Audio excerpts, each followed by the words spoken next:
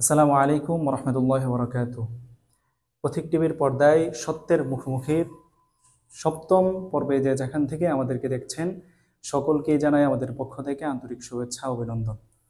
সম্মানিত দর্শক শ্রোতা, আমাদের সপ্তম পর্বে আমাদের সম্মানিত অতিথি হিসেবে উপস্থিত আছেন সারা বাংলাদেশের পরিচিত মুখ, বিশিষ্ট আলিমিদ্দিন, নন্দিত ওয়ায়েজ, আল্লামা আহমদ শফি রহমতুল্লাহ আলাইহির সুযোগ্য খলিফা, হেফাজতে ইসলাম বাংলাদেশের কেন্দ্রীয় কমিটির সহকারী প্রচার সম্পাদক, হেফাজতে ইসলাম ব্রাহ্মণবাড়িয়া জেলা শাখার সাংগঠনিক সম্পাদক, জাগ্রত বীর গাজী মাওলানা ইয়াকুব উসমানী সাহেব দামাত বারাকাতুহুম। আসলে হুজুরকে আমরা যতটা সহজেই হুজুরের শিডিউলটা আমরা পেয়েছি, এতটা সহজেই হুজুরের শিডিউলটা পাওয়া সম্ভব নয়। আমরা হুজুরকে দেখেছি, হুজুর সবসময় ব্যস্ত থাকেন। এর মধ্যেও আমাদের পক্ষ থেকে যখন হুজুরের সাথে যোগাযোগ করা হয়েছে, আলহামদুলিল্লাহ হুজুর অতি তাড়াতাড়ি সেই শিডিউলটা দিয়ে দিয়েছেন, আলহামদুলিল্লাহ। আমি সর্বোপরি যেই বিষয়টা বলতে চাই যে হুজুর আমাদের আকাবিরদের রেখে যাওয়া একজন আমানত, আমাদের আকাবিরদের রেখে যাওয়া একজন আমানত, যার কদর আমাদেরকে সবসময় করতে হবে। তো কথা না বাড়িয়ে সরাসরি হুজুরের কাছে আজকে চলে যাচ্ছি হুজুরের কারা জীবনের বিস্তারিত ইতিহাস শোনার জন্য। আসসালামু আলাইকুম রহমতুল্লাহ। ওয়ালাইকুম সালাম রহমতুল্লাহ। কেমন আছেন? আলহামদুলিল্লাহ। আপনাকে আমার পক্ষ থেকে মোবারকবাদ জ্ঞাপন করছি প্রতীক টেলিভিশনের বাস্তব গল্প নিয়ে অনুষ্ঠানে আমাকে আমন্ত্রণ জানানোর জন্য। জি আলহামদুলিল্লাহ হুজুর, আমরা আপনাকে পেয়ে আমরা প্রতীক টিভি পরিবার অত্যন্ত আনন্দিত, যা মুখের ভাষায় প্রকাশ করার মতো না। হুজুর 2021 সালে হেফাজতকে কেন্দ্র করে সারা বাংলাদেশে গ্রেফতারের যে একটা মহড়া চলছিল, এই মহড়াতে সারা বাংলাদেশের পরিচিত আলেম থেকে শুরু করে সাধারণ মানুষ সবাই গ্রেফতারের শিকার হয়েছিলেন, নির্মমভাবে গ্রেফতারের শিকার হয়েছিলেন। তখনকার সময়ে আমি আপনাকে ফলো করছিলাম। তখনকার সময়ে সারা বাংলাদেশের সাধারণ থেকে শুরু করে যারা নীরব ছিল, আলেম সমাজ নীরব ভূমিকা পালন করছিল, ওই সময়ও আপনি বরাবরের নেই পূর্বের নেই, আপনি অনলাইন অফলাইনে সরব ছিলেন বাতিলের বিরুদ্ধে। আপনি অনলাইন অফলাইনে সর্বদাই আপনি অ্যাক্টিভ থাকতেন, বরাবরের নেই। তো হঠাৎ দেখে আপনি গ্রেফতার। তো সর্বপ্রথম যে বিষয়টা আজকে আপনার কাছ থেকে জানতে চাবো সেটা হচ্ছে যে আপনি কোথা থেকে কখন কিভাবে গ্রেফতার হয়েছিলেন? বিসমিল্লাহ, আলহামদুলিল্লাহ, ওয়াসসালাতু ওয়াসসালামু আলা রাসূলিল্লাহ। গ্রেফতারের পূর্বে প্রাসঙ্গিক কিছু কথা আমাকে বলতে হচ্ছে। আপনারা জানেন, বাংলাদেশের ইতিহাসে রাজনীতির জন্য এবং ইসলামী আন্দোলনের জন্য অত্যন্ত কঠিন একটা সালের নাম হলো 2021 সাল। বাংলাদেশের অভ্যন্তরীণ এবং আন্তর্জাতিক চক্রান্তের মাধ্যমে এদেশের ইসলামপ্রিয় তৌহিদ জনতার কণ্ঠস্বরকে স্তম্ভিত করার জন্য, তাদের আওয়াজকে কলুষিত করার জন্য এবং বিজাতীয় কালচার এদেশে প্রতিষ্ঠা করার লক্ষ্যে ভারতের রয়ের ষড়যন্ত্রের মাধ্যমে তদানীন্তনকালের ক্ষমতাসীন সরকার, অবৈধ সরকার, ফ্যাসিস্ট শেখ হাসিনার গোয়েন্দা বাহিনী এবং আপনার প্রশাসন বাহিনী থেকে শুরু করে সবাই একটি সুদূর প্রসারী চক্রান্ত করে একটি পাতানো ফাঁদ পেতে এদেশ থেকে ইসলামকে নির্বাসনে পাঠানোর উপায় তারা চালিয়েছিল। বলতে হচ্ছে, আপনারা জানেন, যেই বিষয়টা নিয়ে আমাদেরকে গ্রেফতারের আওয়াজ ওঠে সেটা ছিল 26শে মার্চ, আপনার স্বাধীনতা দিবসের রজত জয়ন্তী উপলক্ষে ভারতের গুজরাটের কসাই জনাব নরেন্দ্র মোদী আমাদের দেশে আগমন করবেন। তো এখানে একটা স্পর্শকাতর বিষয় হচ্ছে, পৃথিবীর বিভিন্ন রাষ্ট্রের নেতারা দেশে আসবে, এটা স্বাভাবিক। কূটনৈতিক সম্পর্ক আছে, কূটনৈতিক সম্পর্ক অত্যন্ত মাধুর্যপূর্ণ করা একটা রাষ্ট্রের জন্য অপরিহার্য। কিন্তু এদেশের তৌহিদি জনতা এবং উলামায়ে কেরাম মোদির আগমনটাকে স্বাধীনতা উপলক্ষে কোনোভাবে মেনে নিতে পারছিলেন না। মোদির আগমনটাকে মেনে না নেওয়ার কারণটা কি? কারণটা ছিল, এটা আপনিও জানেন যেহেতু আপনি মিডিয়া ব্যক্তিত্ব।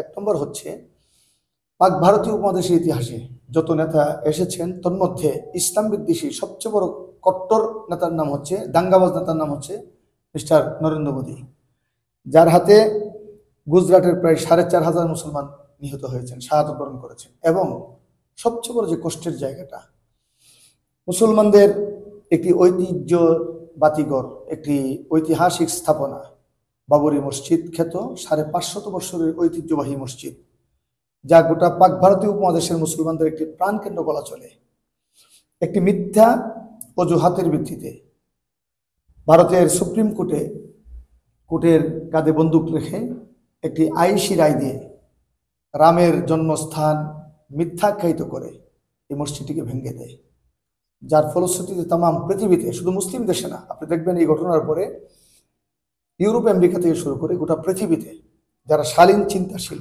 সবাই এই ঘটনার নিন্দা জানিয়েছে। ভারত বিশাল বড় রাজ্য, যে কোনো স্থানে রাম মন্দির করা যেতে পারে, কিন্তু একটি মসজিদকে ভেঙে, একটা ঐতিহাসিক মুসলমানের একটা শ্রেষ্ঠ স্থাপনাকে ভেঙে একটা রাম মন্দির বানাবে, এটা কোনো অবস্থাতেই কোনো মুসলমান মেনে নিতে পারে না। তো তার আগমনটাকে মানুষ দাঙ্গাবাজের আগমন, একজন সাম্প্রদায়িক সম্প্রীতি বিনষ্টকারীর আগমন হিসাবে এদেশের মানুষ আখ্যায়িত করতেছিল। যার ফলশ্রুতিতে দেশের মানুষের সেন্টিমেন্ট বুঝেই তদানীন্তনকালে হেফাজতে ইসলাম রাজপথে কর্মসূচি দিয়েছিল। আমি অনেক লম্বা কথা শর্ট করে বলি। আপনার 26শে মার্চের 2 দিন আগে, অর্থাৎ 24শে মার্চ, আমরা আন্দোলন চূড়ান্ত পর্যায়ে নিয়ে এদেশের মানুষের সর্বোচ্চ ঘৃণা ভারতের প্রতি এবং নরেন্দ্র মোদীর প্রতি প্রদর্শন করে আমরা প্রেস কনফারেন্স করলাম ঢাকাতে। সেদিন আপনার প্রেসের সামনে কথা বললেন আমাদের চেতনার বাতিঘর আল্লামা মামুনুল হক হাফিজাহুল্লাহ, পাশে দেশের প্রাজ্ঞভিজ্ঞ ওলামায়ে কেরাম ছিলেন। তিনি বলছেন যে রাষ্ট্রকে আমরা ঘৃণা জানানোর দরকার ছিল, আমরা ঘৃণা জানিয়েছি, প্রতিবাদ জানানোর দরকার ছিল, আমরা প্রতিবাদ জানিয়েছি, বাকি আমরা সংঘাত পছন্দ করি না। এটা আপনিও জানেন ব্রাহ্মণবাড়িয়ার সন্তান হিসাবে, অবশ্যই এটা বলেছিলেন যে বাংলাদেশের কোনো দাঙ্গা ওলামায়ে কেরাম লাগায় নাই, পরিস্থিতির শিকার হয়েছে, উদুর পিণ্ডি বুদুর ঘরে চাপানো হয়েছে। সমস্ত দাঙ্গাবাজরা দাঙ্গা করে আলেমদেরকে পৃথিবীর বুকে হেয় প্রতিপন্ন করার জন্য এগুলা অত্যন্ত সুদূর প্রসারী পরিকল্পনা নিয়ে এই কাজগুলো করা হয়েছে। ব্যর্থ ছিল না 2021 সালের 26শে মার্চ। সাংবাদিকরা আমাদেরকে প্রশ্ন করেছিলেন, তবে কি আপনারা সরে গেলেন? জনাব মামুনুল হক বলেছিলেন কি আমরা কি রাষ্ট্রের সাথে যুদ্ধ করব নাকি? কিন্তু কাল্পনিক একটি নাটক আমরা দেখলাম 26 তারিখ সকালবেলা। কে বা কার প্ররোচনায় কিছু টুপিদারি পাঞ্জাবিওয়ালারা বাইতুল মোকাররমে অবস্থান গ্রহণ করলো। বাংলাদেশের পুলিশের ইতিহাসে সবচেয়ে নিকৃষ্ট এবং ধিকৃত, এদেশের মানুষ যার নাম শুনলে ঘৃণা করে, বাতের হোটেল খ্যাত হারুন জনাব মামুন সাহেবকে ফোন দিয়ে যে ছেলেরা তো নেমে গেছে, আপনি ওখানে গিয়ে একটু তাদেরকে বুঝাইয়া ব্যাক করান। মামুনুল হক সাহেব সহজ সরল মানুষ, আলেম মানুষ, তিনি গেছেন শান্ত করার জন্য।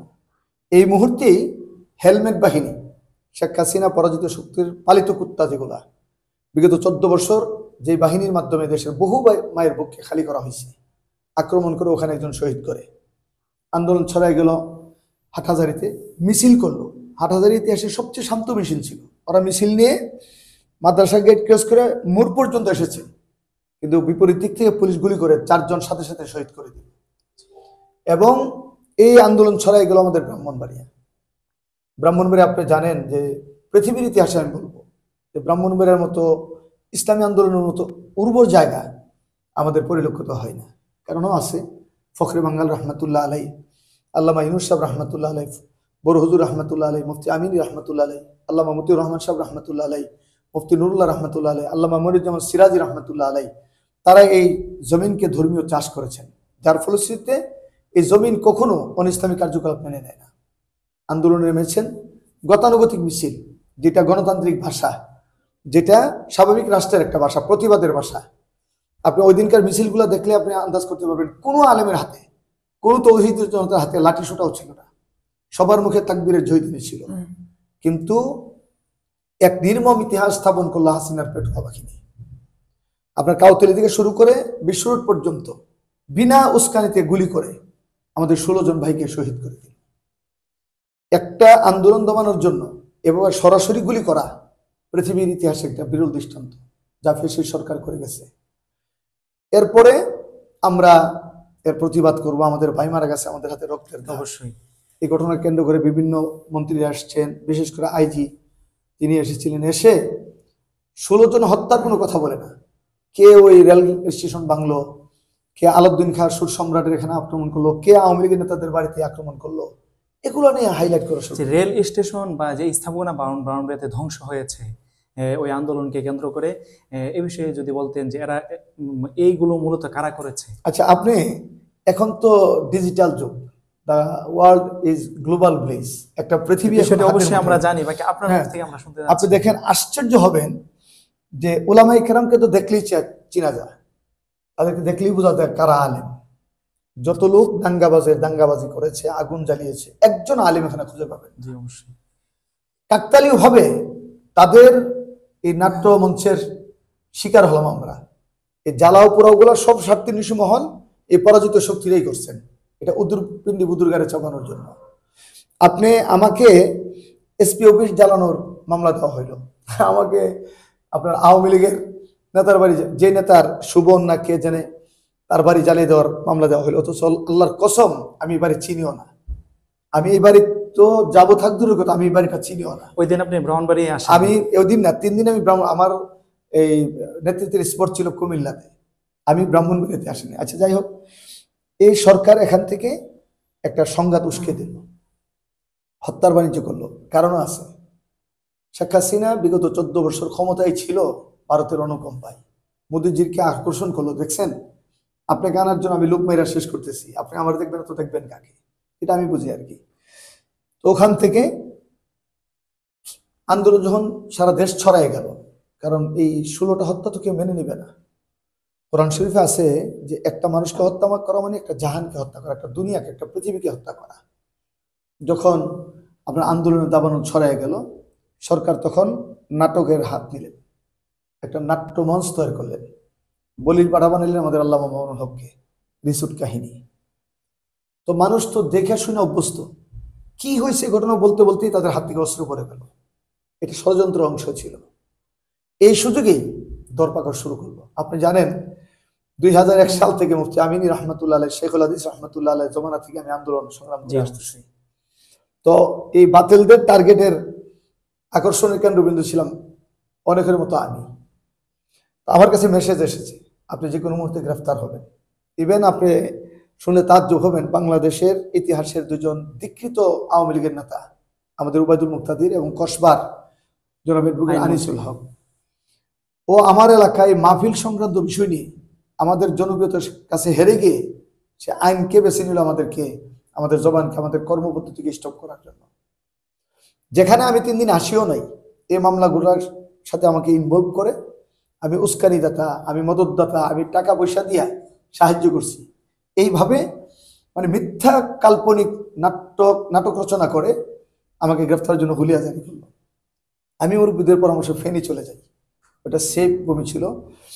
আপনারা দেখছেন যে যখন আলেমরা কথা বলতেন না, তখন আমি আমার ফেসবুক অ্যাক্টিভ ছিল। জি অবশ্যই। ফেসবুক ছিল ব্রাহ্মণবাড়ি, আর আমরা এমনও দেখছিলাম যে আপনি যখন ফেসবুকে লেখালেখি করছিলেন, তখন আমাদের কিছু আলেম বনের নেতৃস্থানীয় পর্যায়ের ওনারা বারবার আপনাকে কমেন্ট বক্সে গিয়ে বলছিল যে আপনি যে কোনো সময় গ্রেফতার হতে পারেন, আপনি কেন এখনো লেখালেখি করছেন। জি হ্যাঁ, এটা একটা আলহামদুলিল্লাহ বরাবরের নেই ইন্টারেস্টিং বিষয়। শুনেন, আমি তো জানি ইন্টারনেটের দূরত্বটা কতটুকু এবং তথ্য প্রযুক্তি দিয়ে বাংলাদেশ কত এগিয়ে গেছে। আমার ফেসবুক হলো ব্রাহ্মণবাড়ি, আমি থাকি ফেনী, আমার আইডি অ্যাক্টিভ, কিন্তু লেখালেখি আমি করতেছিলাম, আমার বহু লোক আছে আলহামদুলিল্লাহ, তারা লেখালেখি করতেছিলেন। কিন্তু বিষয়টা হলো প্রশাসন আমাকে, বাংলাদেশের শীর্ষ যত ওলামায়ে কেরাম আছে তাদের সাথে আমাকে ইনভলভ করছে। গোয়েন্দারা আমাকে একটা লিস্ট দেখাইছেন যে 19 জন আলেমের একটা তালিকা, যে 19 জনকে অবশ্যই গ্রেফতার করবে, এর মধ্যে 10 নম্বর আমার নাম, বড় বড় ওলামায়ে কেরামের নামের উপর আমার নাম। ব্রাহ্মণবাড়িয়াতে মুফতি আব্দুর রহিম কাসিমি সাহেব পরে আমার নামটা এই গোয়েন্দা লিস্টিতে ছিল। তো যাই হোক, আমি গ্রেফতার আগের দিন আজ করতে পারছি আমি গ্রেফতার হয়ে যাব। আমি একটা স্বপ্ন এরকম দেখেছি। ফেসবুক যেটা অ্যাক্টিভ আমরা দেখছিলাম, এটা মূলত আপনি ছিলেন না নাকি? মানে আমি কানেক্টিভিটি আমার ছিলাম, মানে আমি সব জানতাম, কিন্তু আমার কাছে ছিল না। এটা আমার যে কেউ চালাইতো, আমি নামটা নাই বললাম। ফেনীতে আপনারা দেখছেন যে আলেমদেরকে গ্রেফতার করার সময় ছিল 2টা, হয়তো সেহরির সময় অথবা ইফতারের সময়। আমি একটা ফ্ল্যাটে থাকতাম, তো আমার ড্রাইভারের নম্বরটা আমি চালাইতাম, তো ড্রাইভার নম্বরও ট্যাগ করা, আমার বাসার নম্বরও ট্যাগ করা, আবার আমার রুমের মধ্যে যারা খাবার পৌঁছে দিতেন তাদের নম্বর ওরা ট্যাগ করছে। ও যে বাহির থেকে খাবার আমাকে ভিতরে পৌঁছে দেন তাকে গিয়ে গ্রেফতার করছে, তাকে ক্রসফায়ার ভয় দেখায়া ইফতারের ঠিক 3-4 মিনিট আগে আমার দরজা খিড়কি নাড়লেন, কটকটে আওয়াজ দিলেন।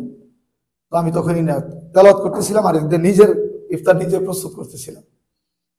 এর মধ্যে দরজা খুলে দেখলাম যে একদম কমান্ডো স্টাইল, মানে একটা যুদ্ধাঙ্গদেহী ভাব। যেটা আমরা বিভিন্ন মুভিতে হ্যাঁ দেখে থাকি। দেখছেন, মানে একেবারে আর্মস নিয়ে, কি হাই কোয়ালিটির আর্মস নিয়ে একদম এ, লাথি দিয়া আপনার দরজা খুলে একদম আমার বুকের মধ্যে ঠেকাই দিছে। তো যেন একজন দুর্ধর্ষ একজন হ্যাঁ, একদম ডাকাত মনে আছে, হচ্ছে যে আমি দুর্দর্শ একজন ক্যাডার কিংবা সন্ত্রাসী বা টপ টেরর এরকম কেউ হবো। যার কাছে অবশ্যই অস্ত্র আছে। বলো, মজার ব্যাপার হইলো এই গ্রেফতার অভিযান যিনি পরিচালনা করছেন তার নাম হলো ওসি লোকমান। তিনি কি ব্রাউনবাড়িয়া ছিলেন? আমি, হ্যাঁ, ব্রাহ্মণবাড়িয়ার ডিবির ওসি ছিল সে, এবং সে কোনো এক সময় আমাদের কসবার ওসি ছিল, অফিসার ইনচার্জ ছিল। তার সাথে আমার একটা বাদানুবাদ ছিল। আমাদের ব্রাহ্মণবাড়িয়া জামি ইউনুসিয়ার একটা ছাত্র, তার বাড়ি হলো আমাদের কসবা রানিয়ানা, তার বোনকে চাচা দুবাইরা কুবাইয়া 21টা কূপ তার শরীরে দিল, একটা মেয়ের শরীরে। এই ওসি টাকা খায়া যারা কুপাইলো, নারীটাকে নির্যাতন করলো, তাদের বিরুদ্ধে মামলা না নেয়া, উল্টা এদের বিরুদ্ধে মামলা নিছে। যখন এই আলেম জামি ইউনুসিয়াতে আসলো, জামি ইউনুসিয়া থেকে আমাকে বলা হলো যে এটা তুমি দেখো, তখন আমি ওসিকে বললাম যে আপনি যারা আক্রান্ত হয়েছে, আহত হইলো, তাদের দিকে ধরলেন না, আপনি উল্টা জালেমদের পক্ষে মামলা নিলেন, ব্যাপারটা কি? কোনা ওরা তো এমন আক্রান্ত হয়েছে যে মারা যাবে। খবর নিয়ে দেখলাম যে ওদের কোনো আহতই হয়নি। পরে আমরা থানাতে গিয়া তারে আমরা থ্রেট করলাম যে একটা বাংলাদেশে এই সময় আপনি টাকা খাইয়া একটা নির্যাতিত নারীর আপনার হাত মারারকে, যার স্তন পর্যন্ত কেটে দিছিল, আপনি একদম মুমূর্ষু অবস্থা, তখন সে বাধ্য হয়ে ওই লোকগুলোকে গ্রেফতার করে। এবং আমরা এসপি সাহেবকে সেদিন আকর্ষণ করেছিলাম। লোকমান হলো পুলিশের ইতিহাসে একজন নিকৃষ্ট এবং দাঙ্গাবাজের মতো, সে সন্ত্রাসী ভাষায় সে কথা বলতো, আলেম বিদ্বেষী। সে কখনো কখনো আমরা থানায় গেলে আমাকে চেয়ার ছেড়ে দিত, সে অভিযান পরিচালনা করতো। আমি বললাম যে লোকমান ভাই, আমি নিরস্ত্র মানুষ, হাতে তসবি আছে, এই যে কোরআন শিব করতেছি, আমার জন্য অস্ত্র ঠেকানো লাগবে না। বললো কি আছে, তাড়াতাড়ি চলেন। বললাম ইফতার রেডি, আপনার সহকারে আমার সাথে ইফতার করেন, কোনো সুযোগ নেই। আমি একদম স্বাভাবিকভাবে ইন্নালিল্লাহ পরে কোরআন শরীফ, তাসবি এবং নামাজের মুসল্লা নিয়ে ওদের সাথে রওনা হলাম। বাহিরে গিয়ে দেখি এলাহি কাণ্ড, আমাকে গ্রেফতার করবে বিজিবি, তারপর পুলিশ, র্যাবের অভাব নেই। বড় যে গোটা এলাকাতে একটা যুদ্ধ চলতেছে এই অবস্থা। আমাকে নিয়ে যাওয়া হলো ফিরে এসপি বসে, ওখান থেকে ইফতার করলাম, মাগরিব নামাজ পরে আমাকে ব্রাহ্মণবাড়িয়ার উদ্দেশ্যে রওনা করলো। তো ডিপ্রেশনটা এত ছিল। ব্রাউনবাড়ি আপনার বাসা থেকে গ্রেফতার করে যে আপনাকে ব্রাউনবাড়িয়া নিয়ে আসা হয়েছে, এর যে মাঝখানের যে সময়টা, এই সময়টাতে আপনার উপর কোনো নির্যাতন করা হয়েছে কিনা, শারীরিক অথবা মানসিক? ওই সময়টা ওরা শারীরিক কোনো নির্যাতন করে নাই, কিন্তু তিরস্কার করেছে, ভর্ৎসনা করেছে, দেখে মুখের ভাষা দিয়ে। মুখের ভাষা। প্রথম দিকে এরা একদম নিশ্চুপ ছিল, আমার সাথে হাস্যরস্য কথাও বলেছে, কিন্তু যতই ব্রাহ্মণবাড়িয়া আগাতে লাগলো ততই এরা আমার উপর মানসিক প্রেশার ক্রিয়েট করে লাগলো। এক পর্যায়ে বললো, হেফাজত এদেশে রাষ্ট্র গঠন করবেন, কোন মন্ত্রণালয় পাবেন, আপনাকে দেখাবো নি। বলেই আমাকে এই যে এসপি অফিসের 3 তলায় নিয়ে যাওয়া হলো, যে ব্রাহ্মণবাড়িয়া। যে অফিসে আমরা গেলে এসপি সাহেব সহকারে আমাদেরকে উইশ করতো, আজকে আমরা আজকে আসামি হয়ে গেলাম। তো যাই হোক, ওখানে যাওয়ার পরে প্রথম ঢুকেই যে দৃশ্যটা দেখলাম, এই দৃশ্য দেখে আমি চোখের পানি রাখতে পারিনি। আপনি শুনলে আশ্চর্য হবেন। আগের রাতে ব্রাহ্মণবাড়িয়া জামি ইউনুসিয়ার আমাদের এক ভাইকে গ্রেফতার করে নেওয়া হয়েছে, এবং ওই যে এই আপনার ঘাটুরা থেকে দেলোয়ার হোসেন বেলালি নামক এক ভাইকে গ্রেফতার করা হয়েছে। ওদের উপরে সীমাহীন জুলুমের চিত্র দেওয়ালে লাগা ছিল। এই লোকমান, ওসি লোকমান। দেয়ালে কিভাবে লাগানো ছিল এটা? লাগা ছিল বলতে, আমাকে সারা রাত পাহারা দেওয়ার জন্য যে এসআই নিযুক্ত করলো, সে ছিল ধর্মীয় মাইন্ডেড। সে আমার বললো, হুজুর আল্লাহর কাছে কাঁদতে থাকেন, কালকে সারা রাত এখানে আলেমদেরকে পিটানো হয়েছে। আমি বললাম এটা কিভাবে? বললো, জামিয়ার অমুককে দিন, আমি নামটা বলবো না, ধরে সারা রাত 2-3 জন মিলে, বিশেষ করে ওসি লোকমান, কখনো বুট দিয়ে লাঠি, কখনো হকি স্টিক দিয়ে আঘাত, কখনো টেবিল উপছে চেয়ার দিয়ে পর্যন্ত আঘাত করছে। ওই যে মারতে মারতে তাদের কপাল ফেটে গেছে, শরীরের বিভিন্ন অংশ কেটে গেছে, এই যে রক্তের ছিটা এই দেওয়ালের মধ্যে লেখা ছিল।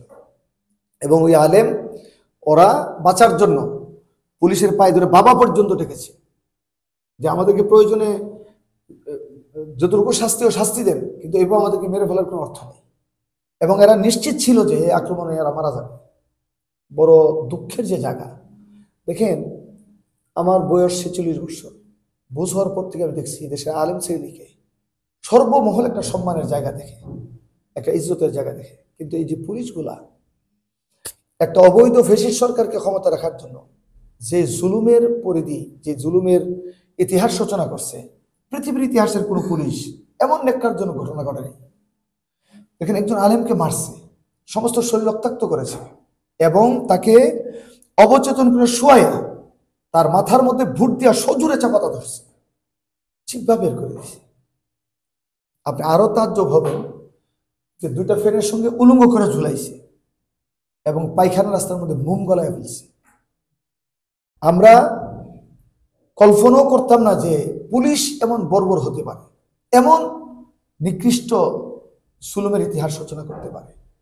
আপনি যদি আমাকে বলেন যে হুজুর আপনাকে শারীরিক টর্চার করছে কিনা, এখানে আমরা 4 জন একসাথে যদি থাকি, 2 জনকে পিটাইলে আর 2 জন মায়ের খাওয়া বাকি রইল কই?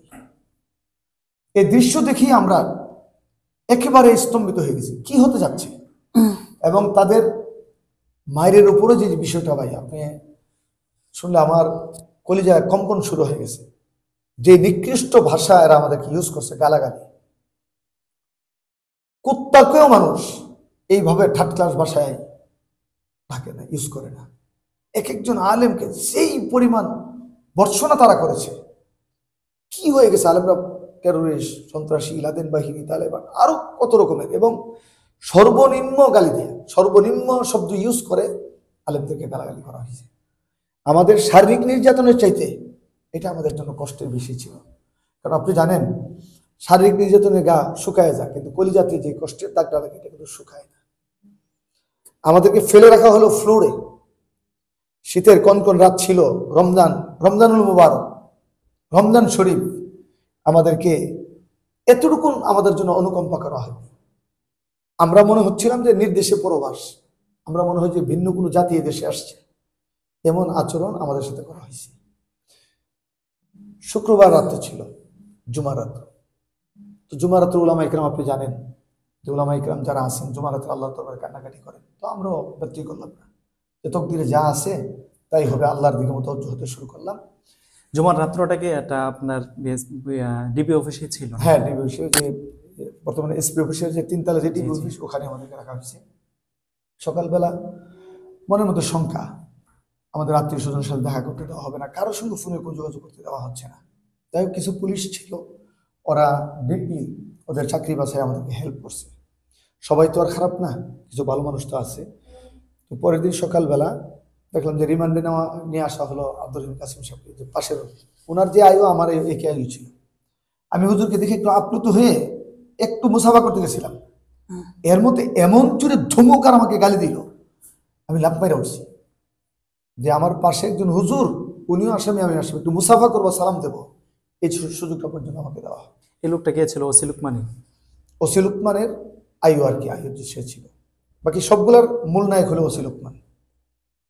এই ছিল আপনার গ্রেফতার পর্যন্ত আমার সংক্ষিপ্ত কথা। এরপরে আমাকে পরের দিন কোর্টে নেওয়া হলো। শুক্রবার এরা কোর্টের বন্দোবস্ত করলো, কারণ আইন তো এদের হাতে ছিল। আইনের স্বাভাবিক গতি কিন্তু ছিল না। আপনারা হয়তো আমার সাথে একমত হবেন, বিগত 14 বছরে শেখ হাসিনা সরকার আমলে যদিও বলতো যে আমরা আইনকে ইন্ডিপেন্ডেন্ট করছি, স্বাধীন করে দিয়েছি, কিন্তু বাংলাদেশের ইতিহাসে আইন এমনভাবে এরা কন্ট্রোল করেছিল যে ওদের ইশারা ছাড়া আইনের মাছি উঠতে পারতো না। এদের মুখের কথাই আইন ছিল, এদের হুকুমটা আইন ছিল, আর যা ছিল সব ছিল সাধারণ নাটক। আদালত, জজ, ব্যারিস্টার, বিচারপতি, এগুলো সব ছিল তাদের হাতের পুতুলের মতো। আইনটা ছিল তাদের একবারে কবজায়। মানে ছোট থেকে বড় কোনো রায় সরকারের জ্ঞাতর বাহিরে করতে দিত না। তো আমাদেরকে আপনার জেলখানায় প্রেরণ করা হলো। তার যে ভেবেন যে রশিদে আমাদেরকে বাঁধা হয়েছে, যে বড় বড় জাহাজের রশি ইউজ করা হয়েছে আমাদের জন্য, অথচ রাষ্ট্রীয় আইন আছে, সম্মানী ব্যক্তিদেরকে হ্যান্ডকাপ পরানোর কোনো বিধান নেই। আপনারা তো দেখছেন যে বিএনপির মহাসচিব, জামাত ইসলামের এবং বড় বড় নেতাদেরকে এই আওয়ামী লীগ সরকার একদলীয় বাকশাল কায়েম করার জন্য এরা নেতাদের পায়ে ডান্ডাবাড়ি পর্যন্ত লাগাইছে। আমাদেরকে ভিতরে নেওয়া হলো। তো আমাদের আগ থেকেই জানা ছিল যে ভিতরের পরিস্থিতি কি। একটা হলো সেল, একটা হলো ওয়ার্ড। সেলে মূলত থাকে টপ মোস্ট ওয়ান্টেড এবং ফাঁসির আসামি এবং পাগল, যাদেরকে কন্ট্রোল করা যায় না। বড় দুঃখজনক হলো সত্য, আমাদের স্থান হলো সেলের ভিতরে, এবং 24 আওয়ার্স আমাদেরকে তালালক করে রাখা হয়তো। প্রথম কোনো কারারক্ষী আমাদের সাথে কথা বলতেন না। স্বাভাবিক কারারক্ষী বাহিরে যারা আমাদের জুতা বক্ষণ করার ক্ষমতা নাই, তারাও আমাদেরকে ধমক দিয়ে কথা বলতেন। মানে স্বাভাবিক কোনো গতি, স্বাভাবিক কোনো আচরণ আমাদের সঙ্গে ছিল না। ইভেন আপনি অনুমান করবেন যে এই ঘটনা শুনলে যে কতটুকু আমাদের উপর নির্যাতন করা হয়েছে। যে জেলের ভিতরে ক্যান্টিন আছে, ওখান থেকে কিনে খাওয়া যায়, এটা আমরা জানতে 15-20 দিন লাগছে। মানে জেলের ভিতরে যে ক্যান্টিন আছে, ক্যান্টিন থেকে খাবার কিনে না খাওয়া যায়, এটা আমরা জানতাম না। 15 থেকে 20 দিন আমাদের সময় লাগছে আপনার এটা জানতে। এই হলো সেলের ভিতরে। সেলের ভিতরে কি হালত দেখেন, সর্বোচ্চ স্বাভাবিকভাবে 4 জন শুতে পারে, ওখানে শোয়া দিচ্ছে 10 থেকে 12 জন। এবং যে নিম্নমানের কম্বল এবং বালিশ দেওয়া হতো, এগুলো আমরা গরু ছাগলের জন্য ব্যবহার করি না। আপনি যদি আমার কথা মিথ্যা হয়, আল্লাহ আমার জবান বন্ধ করে দিবেন। আমি আপ্লুত হয়ে যাচ্ছি যে মানে জেলের এই ভয়াবহ নির্মমতা আমি আপনাকে কিভাবে বলবো, আপনি কিভাবে বিশ্বাস করবেন, এই জাতিকে কিভাবে আমরা বোঝাবো যে কি দুরূহ এক যাতনা আমাদের উপর আছে, কি অত্যাচারী স্টিম রোলার আমরা টেকেল করতে হয়েছে। অথচ আমাদের অপরাধ কি? আমরা যে বিষয়গুলো নিয়ে আমাদেরকে সাজানো হয়েছে আমরা এগুলো জানিও না। করবো তো থাকতে তো আমাদের জানাতেও এগুলো নেই। সেলের ভিতরে রাখা হয়েছে, তো ভাবলাম যে সেলের ভিতরে হয়তো করোনা মহামারী আছে, 1-2 দিন রাখে ওয়ার্ডে ট্রান্সফার করা হবে না, আপনাদের জন্য ওয়ার্ড হারাম। এখানে ফাঁসির আসামির মতো আপনার তালালক করে ওই চিড়িয়াখানার পশুর মতো যে শিকের নিচে আমাদের খাবার প্রদান করা হতো। খাবার, আপনি যেই খাবার জেলের মধ্যে আমাদেরকে প্রদর্শন করা হয়েছে, এগুলো আমরা আমাদের বাড়ির কুকুরকে আমরা খাওয়াই না। একদিকে সেলের ডিপ্রেশন, অন্যদিক দিয়ে কারারক্ষীদের অমানবিক আচরণ, আবার 24 আওয়ার্স লকআপে থাকা, আবার একটা রুমের মধ্যে গেদাগেদি করে থাকা, সবকিছু মিলে মনে হচ্ছে আমরা উন্মাদের মতো হয়ে যাব। এখন কি ফ্যামিলি নিয়ে চিন্তা করব? ফ্যামিলি নিয়ে চিন্তা করব, না নিজের জীবন বাঁচানোর জন্য চিন্তা করব, নাকি অন্য অন্য ভাইরা যারা দীক্ষিত হয়ে আসতেছেন? এবং আপনি ব্রাহ্মণবাড়িয়া জেল কর্তৃপক্ষ তখন যারা ছিল তাদেরকে জিজ্ঞেস করবেন, এক একজন আলেম, আকসার অধিকাংশ আলেম গ্রেফতার হওয়ার পরে স্বাভাবিকভাবে তারা ওয়ার্ডে ট্রান্সফার হতে পারেনি, সেলে ট্রান্সফার হতে পারেনি। অনেকের স্থানই আপনার এই জেলখানার ভিতরে হসপিটালে হয়েছে, কারণ পিটাইয়া সুলুম করে তাদেরকে পঙ্গু বানিয়ে দেওয়া হয়েছে। আর পিটানোর কিছু সিস্টেম আমি আপনাকে বলি, এটা আমাদের আগে জানা ছিল না।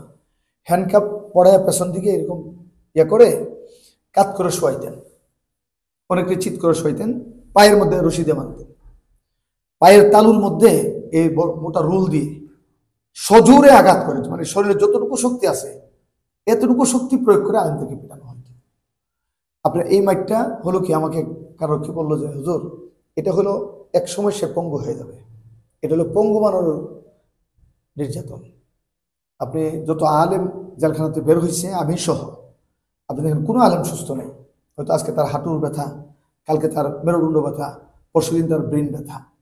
কারণ এই নির্যাতনের যে যাতনা, হয়তো উপরের ক্ষতগুলো আমাদের শুকাই গেছে, কিন্তু এর রিয়াকশনগুলো কিন্তু আমাদের শরীরে হয়ে গেছে। এই দৃশ্য কোনো বসনিয়া চেসনিয়াতেও, আপনার সিরিয়াতেও জালেমের সময় এরকম নির্মমতা উলামাই কেরামের সাথে কোনো স্বদেশীয় পুলিশ এরকম আচরণ করছে আমার ইতিহাস জানা নেই। আমরা ইতিহাস পড়ছি, আর আমরা 2001 সালে ইতিহাস আমাদেরকে দিয়ে রচনা হয়েছে, ইতিহাস আমাদেরকে দিয়ে রচনা হয়েছে। হাফেজে কোরআনকে পিটানো হচ্ছে, বুকে লাথি মারা হচ্ছে, মানে এটা একটা সিম্পল ব্যাপার। আর সবচেয়ে আমি আবারও বলি, আপনার যেই পরিমাণ গালাগালি করা হয়েছে মা বাপ নিয়ে, 14 গোষ্ঠী নিয়ে, আলেমরা দেশ শেষ করছে, আলেমরা এই করছে, আলেমরা যারাও করছে, অথচ কোনো জ্বালাও পোড়াও, কোনো হত্যাযজ্ঞের সাথে আলেমরা জড়িত না। আমাদের ভাইদেরকে মারলো, এই ক্ষতি আমাদের শুকাই নেই। আমাদের প্রতিষ্ঠানগুলো আক্রান্ত হইল, আমাদের ইমামরা গা ঢাকা দিয়া ওই জমিনে গিয়া ঘুমাইয়া ঘুমাইয়া জীবন কাটাইল। আমরা গ্রেফতার হইয়া মানবতার জিন্দিগি যাপন করছি, দেশ নাকি নষ্ট করছি আমরা। এটা ছিল সম্পূর্ণ বিজাতীয় চক্রান্তের একটি অংশ। কেন? আপনারা জানেন, আলেমরা থাকলে ইসলামী সংস্কৃতিকে নষ্ট করা যায় না। মুফতি আমিন সাহেব রহমতুল্লাহ আলাইহি বলতেন যে উলামায়ে কেরাম বারবার টার্গেট কেন? ইসলামী দল তো আরো আছে, বারবার কেন কওমি উলামায়ে কেরাম টার্গেট হয়? আপনি দেখেন গতানুগতিক ইসলামী আন্দোলন যারা করে, ইসলামের নাম যারা দেয়, এরা শুধু ক্ষমতা নিয়ে লালায়িত। কোথায় কাদিয়ানীদের ইস্যু, কোথায় আল্লাহ নবীকে গালি দিল, কোথায় রসুল কিনে ব্যঙ্গচিত্র করলো, কোথায় আল্লাহর শানের বিরুদ্ধে করলো, কোথায় কোরআনের আইনের বিরুদ্ধে করলো। জাস্ট একটু লৌকিকতা কিছু আন্দোলন এরা প্লেস করে। আর উলামায়ে দেওবন্দ, বিশেষ করে আকাবের উলামায়ে কওমিয়া, তারা সর্বতোভাবে সর্বশক্তি প্রয়োগ করে অনিসলামী কার্যকলাপকে প্রতিহত করার পায় তারা ছাড়া। কেন? আমরা হাদিস পড়েছি, ক্বালা মান রাআ মিনকুম মুনকারান ফালিয়ুগাইয়িরহু বিয়াদিহি ফাইল্লাম ইসতাতি' বিলিসানিহি ওয়াইল্লাম ইসতাতি' বিকলবিহি। আপনার এই বিষয়টা আমি বলতে পারি যে উলামায়ে দেওবন্দ এবং উলামায়ে গায়রে দেওবন্দ এটার মধ্যে একটা বিস্তর যে ফারাকটা এই দিক থেকেই যে উলামায়ে দেওবন্দ এটা সবসময় যে কোনো আন্দোলনে উলামায়ে দেওবন্দ সোচ্চার থাকে, কিন্তু উলামায়ে দেওবন্দের বাহিরে যারা আছেন, ইসলামী দল যারা করে, জি, ইসলামী দলের ব্যানারে যারা আছেন, ওনারা দেখা যাচ্ছে সব কিছুর বিষয়ে এরা সোচ্চার থাকে এখন না। তো আমি আবার ভাইরাল হয়ে যাই কিনা আল্লাহ জানে, তবে আমাকে সত্য আমাকে আজকে বলতে হবে। দেখেন, একটা হতো ইসলামের নাম দিয়ে গতানুগতিক রাজনীতি করা, আরেকটা হলো ইসলামিক কালচারের উপর রাজনীতি করা, ইসলামী তাহজিব তামাদ্দুনের উপরে। আমাদের উলামায়ে কেরাম আমাদেরকে যা শিক্ষা দিয়েছেন, বিশেষ করে এদেশের রাজনীতি, ইসলামী রাজনীতির প্রবর্তক হাবিব জুজুর রহমাতুল্লাহ আলাইহি, শামসুল হক ফরিদুর রহমাতুল্লাহ আলাইহি, তাদের নাম সর্বাগ্রে আসে, মুফতি আমিন রহমাতুল্লাহ আলাইহি, শেখুল হাদিস আল্লামা আইজুল হক রহমাতুল্লাহ আলাইহি, আমাদের ব্রাহ্মণবাড়িয়ার আকাবের মিল্লাতগণ, যে গণতন্ত্রকে জরুরত মনে করতেন। গণতন্ত্র একমাত্র পথ না, এটা জরুরত। আর আমাদের মূল টার্গেট হচ্ছে আল্লাহর জমিনে আল্লাহর দ্বীন কায়েম করা। আপনি পৃথিবীর ইতিহাসের কোথাও দেখতে পারবেন না যে গণতন্ত্রের মাধ্যমে ইসলাম কায়েম হয়েছে। আমি একটা উপমা আপনাকে দেই। মিশরের ইতিহাসে ৩৬ বৎসরের স্বৈর শাসক হোসনে মোবারককে পরাজিত করে নিরঙ্কুশ বিজয় নিয়া এবং একটা রক্তের ভিতের উপর দাঁড়িয়ে একটি সমাজ কায়েম করেছিলেন জনাব হাফেজ মুরসি শহীদ রহমতুল্লাহ আলাইহি, যার তেলাওয়াত শুনলে মানুষ বিগলিত হইত। তার নিযুক্ত সেনাপ্রধান সিসি কিন্তু ১ বছর তিনি টিকতে পারলেন না। কারণ হলো ওনার রাষ্ট্রীয় সিস্টেমটা ছিল গণতন্ত্র। গণতন্ত্র হলো পৃথিবীর সমস্ত দুর্নীতির মূল হোতা, গণতন্ত্র হলো পৃথিবীর সমস্ত অশান্তির মূল হোতা, গণতন্ত্র হলো লুটে পুটে খাওয়ার একটি মানব রচিত বিধান। আর উলামায়ে কেরাম এটাকে জরুরত মনে করে, কিন্তু উলামায়ে কেরামের মূল চেতনা হচ্ছে আল্লাহর জমিনে আল্লাহর দ্বীন কায়েম করা, আল্লাহর জমিনে আল্লাহর দ্বীন কায়েম করা, পার্লামেন্টকে কোরআন দিয়া কোরআন শাসন দিয়ে বিবর্তন করা। এই জায়গায় বিজাতিরা উলামায়ে কেরামকে টার্গেট করে। আপনি এটার একটা বাস্তব নমুনা আপনাকে আমি দেখাই। যে কোনো সময় দেখবেন গতানুগতিক ইসলামী রাজনীতি দল যারা করে তাদের সাথে বাতিলদের আপোষ হয়ে যায়, কিন্তু উলামায়ে কেরাম সর্ব অবস্থায় তাদের টার্গেটে পরিণত থাকে। কেন? উলামায়ে কেরাম কখনো বাতিলের সাথে আপোষ করে না, আপোষহীন মনোভাব। যেমন আমাদের কায়েদে মিল্লাত আল্লামা জুনায়েদ বাবুনগরী রহমাতুল্লাহ আলাইহি, তিনি বলতেন যে ইত্তেবায়ে সুন্নাত আর সব ধরনের বাতিলের সাথে আপোষহীন মনোভাব নিয়ে আমাদেরকে চলতে হবে। এটা তো যে কোনো সময় দেখবেন আফসোস লাগে, বড় দুঃখ লাগে, আমাদের আলেমদেরকে দালাল বলা হয়, গাদ্দার বলা হয়, অথচ তাদের লোকগুলা কিন্তু আওয়ামী লীগ সেই যেই কাজ করছে, ওইটা কয় হেকমত, আর আমাদের এটা কথা লাগে। যে বিষয়টা, একটা বিষয় আপনাকে প্রশ্ন করতাম, অবশ্যই এটা শেষে করতাম। তো যেহেতু আলোচনা চলে এসেছে, এখনই করে ফেলি যে বাংলাদেশে বর্তমানে যত ইসলামিক আন্দোলনের, ইসলামিক ব্যানারে যত দল আছে, ইসলামী আন্দোলনগুলো, এগুলোর ভবিষ্যৎ আপনি কি মনে করেন? দেখেন, ইসলামের কোনো ভবিষ্যৎ মানুষ নির্ধারণ করে না, এই জায়গায় আমাদেরকে ক্লিয়ার হইতে হবে। ইসলামের মূল হেফাজতের মালিক হচ্ছে আল্লাহ তাআলা। বাকি আমাদের জিম্মাদারি হলো আমি কতটুকু নিজেকে ইসলামের জন্য উজাড় করে দিলাম। আমাদের অনেক অস্থিরতা আপনি দেখবেন ইসলামী যে আন্দোলনগুলো হচ্ছে, বলছি আমি, আপনার প্রশ্ন আমি বুঝে গেছি। দেখেন, ইসলামী আন্দোলনের মূল টার্গেট, যারা ইসলাম চিন্তা করে তাদের মূল টার্গেট হচ্ছে আল্লাহর জমিনে আল্লাহর বিধান কায়েম করা। এই লক্ষ্যের আগ পর্যন্ত এই আন্দোলনের গতি দ্বারা অব্যাহত থাকবে। কখনো জেল জুলুমের শিকার হবে, কখনো ক্ষমতার কিছু আস্বাদন পাবে, কখনো ফাঁসির কাষ্ঠে ঝুলবে, কখনো গুম হবে, কখনো খুন হবে। কিন্তু যতদিন পর্যন্ত আল্লাহর বিধান কায়েম না হবে, আমাদেরকে জিজ্ঞেস করেন যে ইসলামী আন্দোলনের টার্গেট কি? টার্গেট হচ্ছে ইনশাল্লাহ রাষ্ট্রীয় ব্যবস্থাকে কোরআন দিয়ে বিবর্তন করা। এটা হলো 1 নম্বর টার্গেট। 2 নম্বর হইল যে উত্থান পতনের কথা বলেন। দেখেন, অনেকে আমাদের কওমি উলামা ইকরামের আন্দোলনে ট্রল করে। আমি তাদের জবাবে বলি, কওমি আন্দোলনের ট্রলের যে বিষয়টা হলো খণ্ড বিখণ্ড। আমরা দৃশ্যত বিভিন্ন দল আমরা পরিচালনা করি, কিন্তু মূলত আমরা মুষ্টিবদ্ধর মতো ঐক্যবদ্ধ। আপনি দেখেন বাংলাদেশের ইসলামী আন্দোলনের যে ইসলামের উপর আঘাত আসছে এমন আন্দোলনের বিষয়ে কখনো চরমনাই সাহেব ডাক দিছে, সমস্ত উলামা ইকরাম ঝাঁপাইয়া পড়ছে। কখনো শেখুল হাদিস সাহেব ডাক দিচ্ছেন, সমস্ত উলামা ইকরাম ঝাঁপাইয়া পড়ছে। কখনো মুফতি আমিন রহমতুল্লাহ ডাক দিচ্ছেন, সমস্ত উলামা ইকরাম ঝাঁপাইয়া পড়ছে। যেমন আমি একটা উদাহরণ আপনাকে দিই। বাবরি মসজিদ ভাঙলো, লং মার্চ করলো, এর মূল লিডার ছিল বাংলাদেশের অভিসম্বিত শেখুল হাদিস আল্লামা আইজুল হক রহমতুল্লাহ আলী। তিনি দেখেছেন, তার পেছনে সবাই ছিল। আপনার ফতোয়া বিরোধী আন্দোলনে ডাক দিয়েছেন মুফতি আমিন রহমতুল্লাহ আলী, তার পেছনে সমস্ত উলামা ইকরাম ছিল। আপনার দেওয়ানবাগের মতো ভণ্ড তার কুফরি মতবাদের বিরুদ্ধে চরমনের মরহুম পীর সাহেব আন্দোলন ডাক দিয়েছেন, তার পেছনে সমস্ত উলামা ইকরাম ঐক্যবদ্ধ ছিল। 2013 সালে শাহবাগী নাস্তিক ব্লগারদের আল্লাহ নবীর বিরুদ্ধে কুৎসারটনের বিরুদ্ধে ডাক দিলেন আল্লামা শেখুল ইসলাম আহমদ শফি রহমতুল্লাহ হেফাজতের মাধ্যমে। তখন সমস্ত কওমি উলামা ইকরাম ঐক্যবদ্ধ ছিল। ওরা আমাদেরকে যতটুকু অনৈক্যের কথা বলে, এগুলো হচ্ছে আমাদেরকে ধৃত করার একটা অপপ্রচেষ্টা। সংগঠনের নাম তো ভিন্নই হতেই পারে। বাংলাদেশের কোন সংগঠনটা টুকরা টুকরা হয়নি। ইভেন জামাত ইসলামকে সবচেয়ে গতানুগতিক সংগঠন মনে করা হয়। এটা তো কালের বিবর্তন কয়েকটা খণ্ডিত হয়েছে। বাকি এদের মিডিয়াগুলা এত হাই কোয়ালিটির, এগুলো এরা ধরতে দেয় না। আমাদেরটা নজর আসে কেন? সতীনের পোলাটা একটু মোটা সবসময় থাকে, কথা বুঝছেন? তবে হলপ করে বলি, কওমি উলামা ইকরাম যত খণ্ডিত হোক রাজনীতির দৃষ্টিভঙ্গি থেকে, তাদের মেজাজ, চিন্তা চেতনা, তাদের কাজ সবসময় এক ছিল এবং এই জায়গায় তারা ঐক্যবদ্ধ এবং কিয়ামত পর্যন্ত ঐক্যবদ্ধ থাকবে ইনশাআল্লাহ।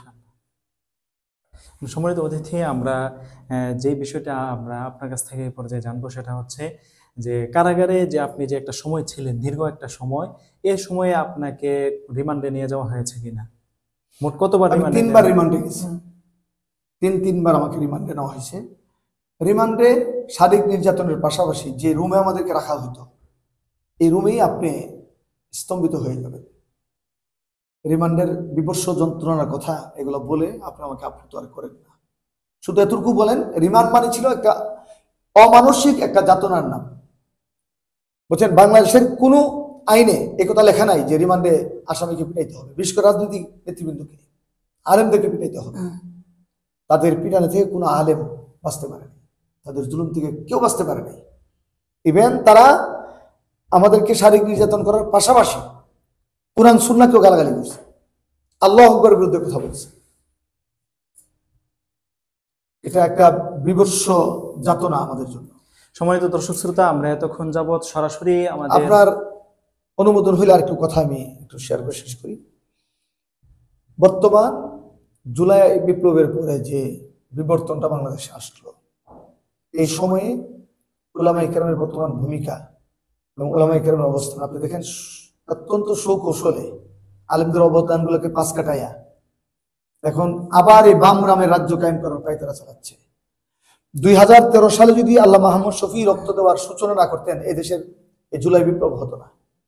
এদেশের সমস্ত বিপ্লবের চেতনার নাম ছিল আপনার এই উলামায়ে কেরামের আন্দোলন। তার মানে কি এই কথা থেকে দাঁড়ায় যে জুলাই বিপ্লবের মূল যে চেতনাটা সেটা 2013 থেকে শুরু হয়ে আসছে? জি হ্যাঁ, এবং এটাকে কেউ পাশ কাটাতে পারবে না। আমি আরেকটা কথা আপনাকে বলি, মনে রাখেন, আজকে যারা আলেমদের ইতিহাস, মাদ্রাসা ছাত্রদের রক্তকে যারা পাশ কেটে ইতিহাস রচনা করতেছে, এরা ভারতের দালাল।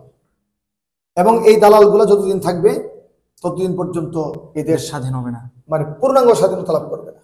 আমি সমন্বয়ক ভাই এবং উপদেষ্টা মন্ডলী যারা আছেন সবাইকে বলবো, আমরা জানি ফ্যাসিস্ট সরকার এই রাষ্ট্রকে একদম তলাবিহীন ঝুড়ি বানিয়েছিল।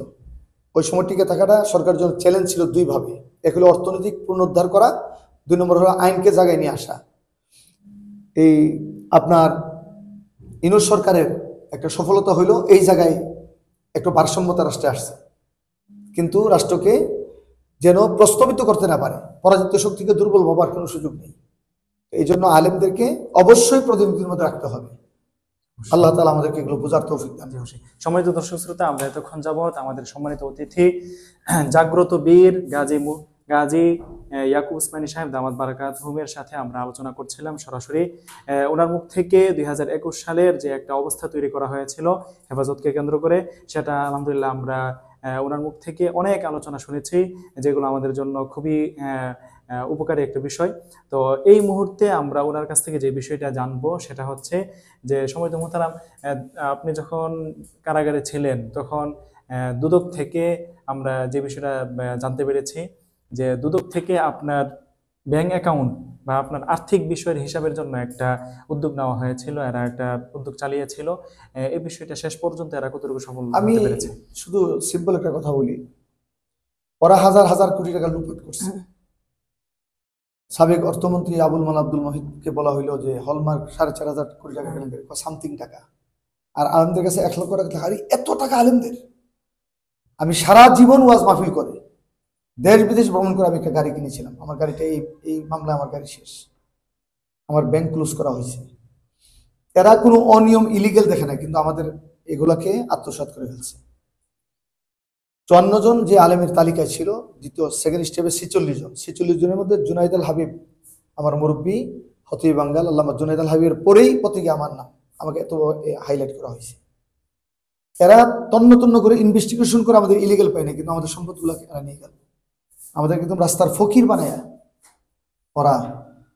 স্যার শেষ কথা, আমি হয়তো আর সময় বেশি দিতে পারবো না। জি জামিনের যে বিষয়গুলো, এটা হয়তো আপনার প্রশ্ন আছে। জি, অবশ্যই। আইনানুগভাবে আমরা জামিন পাইনি। আমরা যতটুকু জানি যে একবার জামিন পাচ্ছিলেন, আরো একটা মামলা দিয়ে মানে আপনাদেরকে জামিন নিয়ে জেল গেটে আসছি, জি আবার একটা মামলা জামিন হয়েছে, 2টা মামলা দিয়ে আমাদেরকে বের করা হয়েছে। এইভাবে বারবার আমাদের সাথে বৈষম্যের স্বীকার করা হয়েছে। আমরা রাষ্ট্রকে এটা মেসেজ দিতে চাই, আমার শত্রু হোক একটা নাগরিক, সে অন্যায় করুক, বাকি সে আইনের ক্ষেত্রে যেন কোনো বৈষম্যের শিকার না হয়, এই জায়গায় আমাদের সবাইকে কাজ করতে হবে। আমরা চাই আইন আইনের জায়গায় থাকুক, এটা একদম নিরেট স্বতন্ত্রতা নিয়ে থাকবে। যদি এই জায়গায় আইন আনতে না পারে, আসলে আগামী বাংলাদেশ আপনার বৈষম্য শিকার থেকে আপনার কখনো পিছিয়ে উঠতে পারবে না। যে আমরা যে বিষয়টা দেখেছি যে গণঅভ্যুত্থানের পরে যে একটা অবস্থা তৈরি হয়েছিল, আপনারা বিভিন্ন জায়গায় দৌড়ঝাঁপ করেছেন, গিয়েছেন মামলাগুলো নিষ্পত্তির জন্য। তো এ বিষয়ে এখানে আমরা বৈষম্যের শিকার, পটাপট ফাঁসির রায় খারেজ হয়ে যাচ্ছে, পটাপট যাবজ্জীবন রায় খারেজ হয়ে যাচ্ছে, কিন্তু আমরা উলামা ইকরামের মামলাগুলো এখনো পেন্ডিং আছে। বারবার সান্ত্বনার জন্য আমাদেরকে প্রজ্ঞাপন দেখানো হয়, কিন্তু কার্যত কিছুই করা হচ্ছে না। আমি আপনার মাধ্যমে, যেহেতু আপনি একটা গুরুত্বপূর্ণ ইস্যু নিয়ে আসছেন, আমি এই প্রশাসনকে বলবো অনতিবিলম্বে এই উলামা ইকরাম এই মামলার জন্য নিঃস্ব হয়ে গেছে। স্বল্প আয়ের মানুষেরা, দুর্নীতিমুক্ত মানুষেরা, নিরেট পিওর মানুষেরা, এদের মামলাগুলা প্রত্যাহার করে সম্ভব হলে এদের ক্ষতিপূরণ পর্যন্ত ফিরিয়ে দেওয়ার জন্য আমি আহ্বান জানাবো। এখন আমাদের দর্শকদের উদ্দেশ্যে কিছু বলবেন কিনা বা মিডিয়া? জি, আমি প্রতীক টেলিভিশন বাস্তব জীবন নিয়ে গল্পের এই অনুষ্ঠান থেকে আমি সমস্ত বাংলা ভাষাভাষী মুসলমান ভাই এবং বাংলাদেশের নাগরিকদের প্রদত্ত আহ্বান জানাবো, দিন শেষে রাষ্ট্রটা আপনার আমার সবার। বিগত জালিম সরকার এই রাষ্ট্রের যে ক্ষতি সাধন করে গেছে, এই ক্ষতি সাধন থেকে রাষ্ট্রকে আস্তে আস্তে একটা প্রাতিষ্ঠানিক রূপ ধারণ করতে হলে আপনি আমি সকলে মিলে কাঁধে কাঁধ মিলে রাষ্ট্রের মহব্বত নিয়ে, দেশের মহব্বত নিয়ে আমাদেরকে হাঁটি হাঁটি পা করে ঐক্যবদ্ধ হয়ে এগিয়ে যেতে হবে। খুঁটিনাটি এই ছোটোখাটো একতেলাপগুলো আমরা পাশ কেটে রাষ্ট্রের জন্য সর্বোচ্চ নিজেকে ত্যাগের মহিমায় উদ্ভাসিত করব, এই আহ্বান জানাবো। আর প্রতীক টেলিভিশনের উত্তরোত্তর সফলতা কামনা করছি। আপনি উপস্থাপক মাশাআল্লাহ খুব সুন্দর বলেন, আপনারও সফলতা কামনা করছি। এবং যারা এতক্ষণ ধৈর্য সহকারে আমাদেরকে শুনছেন দেখছেন, আপনাদেরকে মোবারকবাদ জানাচ্ছি। আগামীতে যারা শুনবেন তাদেরকেও মোবারকবাদ জানাচ্ছি। আসসালামু আলাইকুম। সম্মানিত দর্শক শ্রোতা, আজকের মতো এখানেই শেষ করলাম। দেখা হবে আগামী টকশোতে নতুন কোনো অতিথির সাথে। সেই পর্যন্ত চোখ রাখুন প্রতীক টিভির পর্দায়। আসসালামু আলাইকুম ওয়া রাহমাতুল্লাহি ওয়া বারাকাতুহু।